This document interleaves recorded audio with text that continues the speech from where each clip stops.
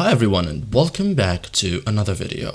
So switching profiles lets each user access their own watch list, recommendations and viewing history all within the same account.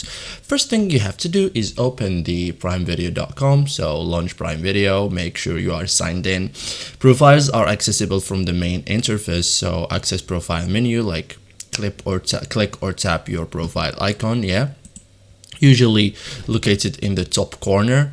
Select a different profile. Okay, so choose the profile you want from the list. The app will switch instantly, no need to log out. Okay, so you should have already had an account. Okay, like for example like this, any name, for example Mark, and say it save changes. So you have now two profiles that you can switch between. Okay, so let's see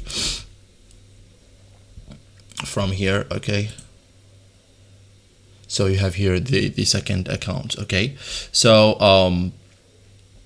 usually it will be here. Okay, so enter pin if required. If switching to a restricted or kid profile, enter the profile pin. Okay, ensures parental control and security. Start watching like pros and watch content. Recommendations now match the selected profile.